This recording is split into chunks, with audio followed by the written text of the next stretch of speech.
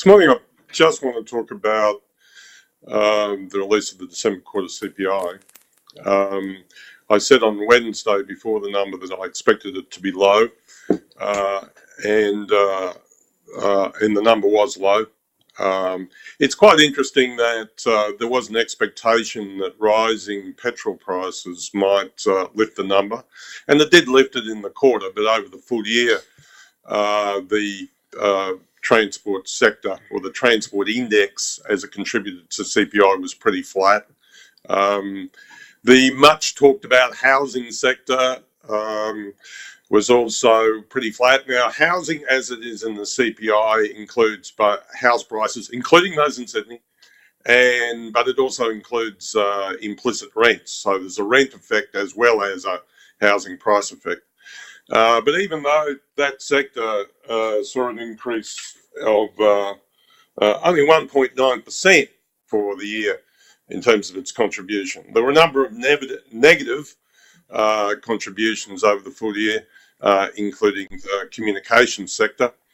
And really the only places where there were significant increases in the price level in the year to December where government got involved. For example, the biggest price rise is in alcohol and tobacco, and that's entirely because of increase in taxes. There's increases in the education sector and healthcare prices, but it's really government related. So if we look at the market economy or the private sector, there's very little price pressure there. And so what we saw was that in year-on-year terms, that inflation was only 1.6% in terms of the trimmed mean and 1.5% in terms of the weighted mean. And the actual numbers for the quarter in each case were 0.4.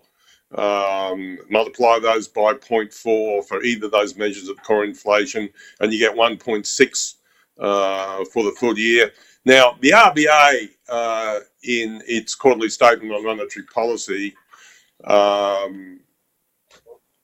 which I reviewed in a piece in December called The RBA in Grey, kind of has the view that if they do nothing, then inflation will rise to around about 2% or a little bit higher. But what these quarterly numbers show is that inflation is kind of stalled around this level of 1.6%.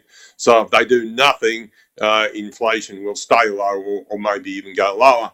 And indeed, in the another measure of core inflation, which is the CPI excluding volatile items, which is very much like the US core inflation number for the CPI, year-on-year inflation fell to 1.3%, which was the lowest level this century. So you've got weak and weakening inflation, and that suggests that at its next meeting of the RBA on the 7th of February, certainly has the opportunity to cut rates.